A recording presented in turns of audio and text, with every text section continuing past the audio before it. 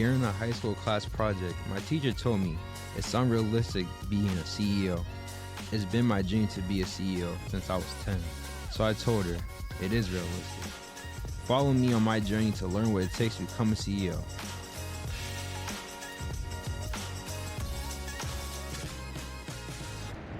Welcome to another episode of the Realistic CEO podcast. Today I'm here with Sam Bradley. How are you doing today, Sam? All right, how you doing? Doing great. Thank you for taking the time out of your day to come on the podcast. I appreciate that. My pleasure, my pleasure. Yes. So for the first question, can you tell us a little bit about what you do here at the museum? Okay, I'll just tell you a little bit about PAHMUSA. Yeah. PAHMUSA basically means the Pan-African Historical Museum in the USA. And we're a nonprofit 501c3. And we've been here in this location for about 30 years, since 1995. I'm not sure if you're older than 30 years, but we've been here. And normally when I tell a story, people are like, wow, this is called Tower Square. We're 1500 Springfield and Tower Square. But when we first came to this location, it was called Bay State West. And that was probably before your time as well. Definitely. And so, our mission and our goal is to just try to give people a better understanding of Africa, its people, Black and brown people. We tell them about the history and the culture, and then give them a better understanding of how Black people, brown people have changed and created good things in this society. You definitely helped me understand a lot more of the history in just a 5-minute tour that you gave. Yes. That's awesome. That's awesome. So can you tell us a little bit about your journey to how you got to where you are today? Okay. Wow. That would be a lot. But I would just say I used to, even before I became here, I was in the music business. And I had the same dreams as you did within your book that you just read to me. I wanted to be my own CEO, and I wanted to have my own record company. And so that's what I did. People wasn't basically selecting my group. I had a rap group. And I said, okay, you know what? You can go to New York and they have their own sound, their own music. You can go to Atlanta, they got their own sound of music. You can go to California. So what I decided to do is create my own sound, my own music, but create a record company so from people in the New England area can go to. And within 5 years, my 5-year plan, I was the biggest record company in New England. It was called DFO Records. And so I did that as well. Then I went from that and I was in college. And then once I was in college, I was an athlete. In high school, I was a captain of the football, wrestling, and track team. But in college, I couldn't do football. They said they would run over me. I didn't believe them that, but that's what they said. And then I couldn't do track because I had a wrestling scholarship. And then I owned the quickest pin as far as my wrestling is concerned. And then I held the NCAA record for 20 years, the quickest pin, which was 5 seconds. And then I did all of that playing football. And then I fell out on the ground. And then I had an aneurysm and a stroke at the same time. And then I said, oh, man, all my dreams and everything kind of went up in the air. And they told my mother that he's not going to make it. If he makes it, it's going to be a miracle. That miracle did happen. But they told my wife and that I wouldn't walk again. Then once again, I'm walking, okay? And so after all that, during my time of recovery, I said, you know what? I want to do something. I want to do something again. I can't be a vegetable. And that's what they were making me become. And I said, you know what? I'm going to go and try to start my own record company again. And so I did, but I needed a place to start it. And then I came here. I came to PAHMUSA. And PAHMUSA was a place which was ran by Miss Luana Hood. She had this place for 30 years, but in 2019, she passed away. And then they basically made me the executive director. And ever since then, I've been here doing a lot of things for PAHMUSA. And so I incorporated my record company, my performing arts along with the history of PAHMUSA, and it's been going good ever since. Yes. I want to talk about your record Okay. for wrestling. Was wrestling like your strongest sport growing up, or was that just something you? So it's so funny you say that because wrestling I didn't like it. Okay. But I was so good at it. That's why it became my sport. Like I said, I went to college, junior high, and I won everything there. I went to classical.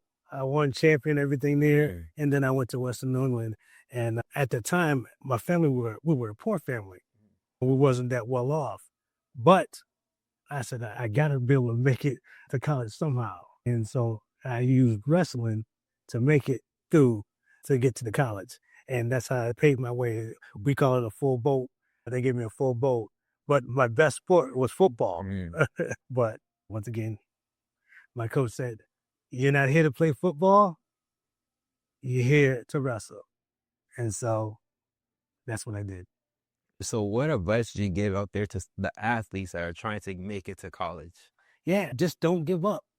I really feel as though if I would have listened to my heart, I think I could have been the first shortest football player, you know what I'm saying?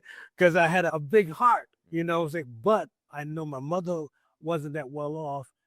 I had one brother, he wasn't, I wanted to make him look up to me. So I did whatever I had to do to go ahead and get that college degree.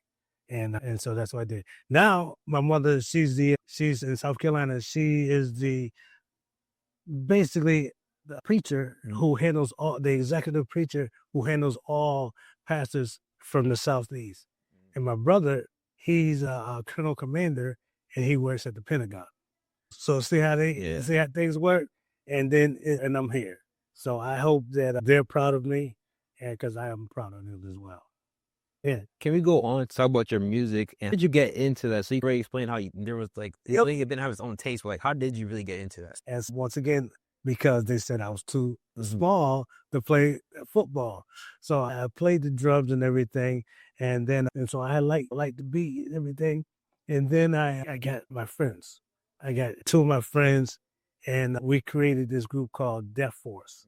And we weren't the first rap group, but we were the first rap group who came out with a studio quality record. There was other rappers and stuff, but they were just how they were.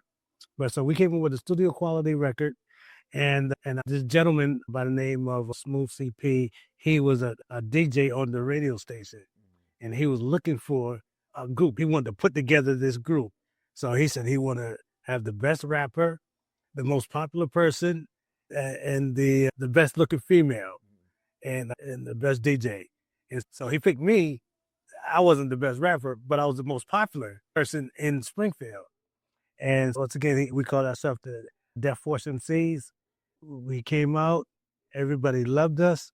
We started going to different states. It was called the Civic Center now. We had our names and lights and everything. And so that was good. But I said, you know what?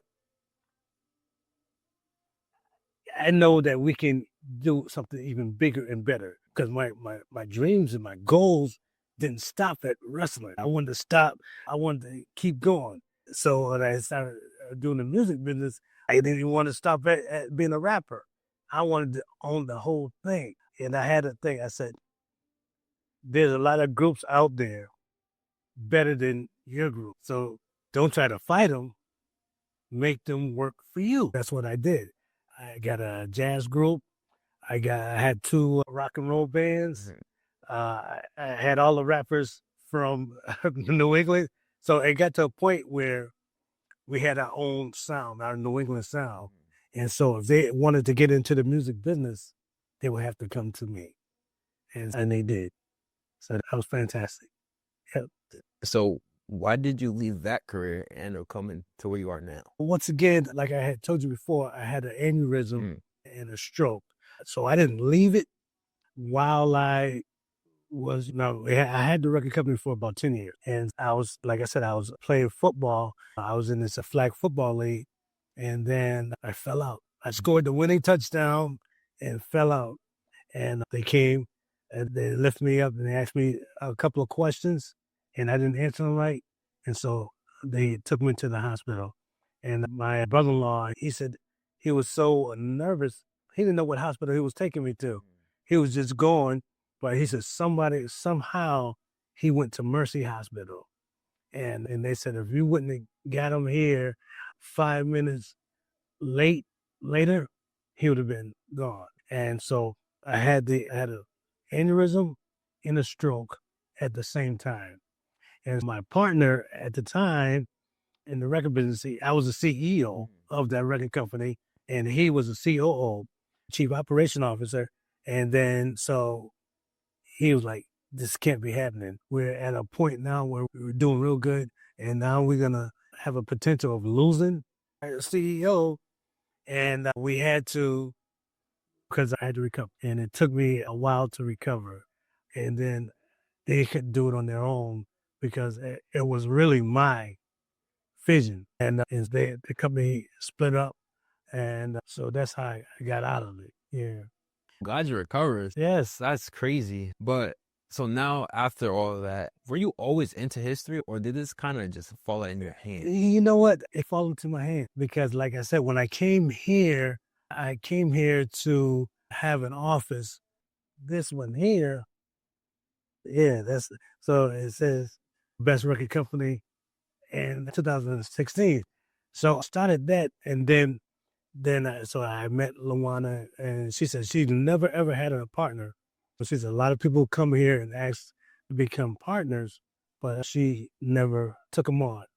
And I told her, I said I was thinking of having a record company again. And I told her about the aneurysm and about the stroke and everything. And I told her, God told me to come to you. And I saw the dream of me coming into Tower Square. And I was by myself and I saw three people. It was an Asian lady, a white lady, and an African lady. And I came in here and I saw them, three people together. And then I waited. I had the opportunity. I went in, I sat down and talked to her. And she said, you know what? She said, like I said, I never have a partner. But if you say God sent you here, because I had a dream that someone was coming to see me. And she said, you know what? We're going to go ahead.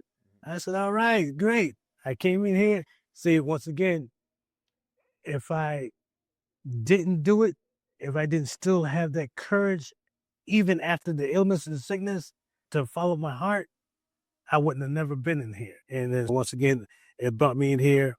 And then probably he passed away in 2019. And it was a shame. She was a very strong woman. She was my mentor. But I'm the one who found her unconscious. And I told her, I said, listen, I said, I'm not going to let you die for nothing. We're going to keep your legacy going. If I have to do it by myself, once again, there was that person inside of me that wanted to do something and that was going to do it, regardless of what anybody said. I was going to go ahead and make this happen. And so I'm here trying to keep her legacy alive. And so that's why I'm here. So from owning your own record company to now running the museum, what are some things that you were able to take away from the record labels that you can use here? Yeah, first thing that I took away is just my leadership qualities. You know, I couldn't have even think about doing this if I didn't have good business sense. And my good business sense was my leadership qualities. And so what I did is I said, you know what? Just like the record company, I wasn't the best rapper, but I knew how to get the best rappers. I wasn't a person who knew everything about history, but I knew how to get the answers and everything so I can keep it going. And also the music business. I knew about acting. I knew about singing. I knew about dancing. That was nothing to me. But I figured it could be additive to the museum because we have this thing called the Underground Railroad Tour. And so now when we go on our tours, they'll not just go on a tour, I make it a production. They go on the tours and they see people dancing, they see people acting, they see people singing, but they don't know when they're going to come out. And that's one of the biggest things that we're known for now is giving those underground railroad tours. Okay.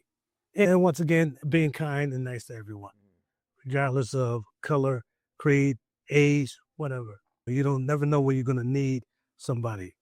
I tell people, don't burn a bridge because you'll never know when you have to cross that bridge. Was business always like a thing that you knew that business was like something that you were always going to be a part of? Yeah, because in college, when I went to Western Northern College, I had first started wanting to be a computer information scientist. And then I said, yeah, that's not me. I was good at marketing. I was good at talking to people. If the light's on, I want to be in front of it. You know what I'm saying? When I took karate, that's another thing. When I took karate, every time that I went to a tournament, they used to call me Showtime. You know what I'm saying? Because once the bright light's on, I'm winning. It's time for me to shine. And I feel as though, yes, I knew that this was something, business was something that I know well. And even I knew that I was working for a lot of different companies, and the companies that I worked for, they were number one companies, but I just couldn't stay there. To be a leader, you have to be a good follower. To be a manager, you have to be a good employee. And so I was a great employee, a great follower, and I became a great manager in a sense. And that's what I said. I want to own my own business. I can't see myself working for someone else for the duration of my lifetime. Okay. Like I said, if I need something, I'm gonna get it. My heart, my will, my spirit is gonna go get it. Okay. And if you working for somebody, it stifles you. Getting a job is great. You know what I'm saying? But a true entrepreneur will get a job, create a job, but they will hire the people with the letters behind the name, masters or doctors or whatever. You don't have to be that to be an entrepreneur, but you can hire those people. And so that's what a lot of entrepreneurs do. So what is some advice that you would give to up and coming entrepreneurs that are first starting their businesses? And advice that I should have taken when I started football: don't give up. Okay, if you're not running, you're not gonna finish the race. Don't give up. No matter what anybody says, if you have that dream inside of you and it's pushing you, you can't stop it. Then follow your dreams, follow your footsteps, because you're the only one who can be your worst enemy. You, not anybody else, but you. So if you have a dream that you know that you're gonna do it, then do it. Just like how the book here, The Realistic CEO, he knew he wanted to be a CEO, and he did it, regardless of what his teacher told him. He did it, and look at it. You're doing it. Thank you. Yeah. Yes. I'm here or coming out. I really didn't know anything. So like for somebody that's like that wants to learn the history, what are some good ways to understand history? Yeah. Once again, this is the best thing that you can do right now is come down to not just this museum, but go to different museums, because you can read and you can learn up on things that you didn't even know about. Like yourself, I showed you some things that you probably didn't even know about. And then also you want to read, constantly read up on things, and then do your research. And that's what I did. I wasn't wanted to be the director of the museum, but I fell into it, and I promised Luana, Miss Hood, that I was gonna basically live her dreams out and let her legacy last long. I stayed in this museum. I read about it. I went and visited other museums. I did my research, and that's it. What are some facts about African American history, especially that people don't really understand how serious it is? Once again, African American people, one of the things that stuck out to me is they have so much things in common, okay? And they will do anything to live it out, okay? For instance, if you, matter of fact, you got royalty in your blood, okay? And that's come from the kings and queens, that royalty. Things that we have in common are we're fast, we're good dancers, we are good entrepreneurs, we're good everything. Whenever there's something that put in front of us, we are going to achieve it regardless. Yes. So, how does the museum become profitable? Like I said, we're a 501(c), okay? And we're nonprofit. So that means that a lot of the monies to sustain this, you have to rely on grants and donations, okay? And or out your own pocket. And we being here for 30 years, we had to do a lot of that. And once again, too, is by having the love for the museum, being in social media and things of that nature, that make people more interested in the museum. And then we have different things. Like, for instance, I'm having a casting call here. I'm having 3 weekends in a row. Okay. And so a lot of people want to come and do that. We got people who sing, people who dance, people who act, what if they juggle, you know what I'm saying? And so the community is coming here. And so if they don't have no other way to show their skills, then they're not gonna be satisfied. But if they know that PAHMUSA is doing something, they will continue to support PAHMUSA. Okay. And also too, we have on May 10th, we have in our gala, PAHMUSA Gala. And once again, we get a lot of donations and funds that way. And then we also have we call it the PAHMUSA Fest. So we have a festival right outside Tower Square in the park there. It's Tower Square Park. And people come, and I try to invite different entrepreneurs. And what we did a long time ago, we have a camp here, and we created young entrepreneurs. I'm talking about like from 10 to 15 years old. And we put them out there. We showed them how to set up their booth, showed them how to make a budget. We showed them everything, and they went out there and did it. So the community say, wow, this company, the PAHMUSA, is doing a great job. We got to keep them going. We got to, and once again, too, the politicians, they don't have to help us, but we would like for them to continue helping us, because once again, that's where a lot of those grants and those line items come from their help. So that's how we sustain our place.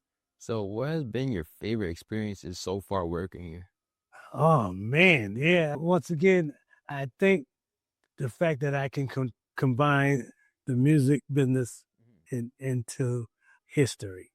We haven't done it yet, but I want to do a musical, a play. That, once again, I can't let nobody stop me. I have to get that done. All right. So when I do the play, yeah, I want you guys to come and be a part of it.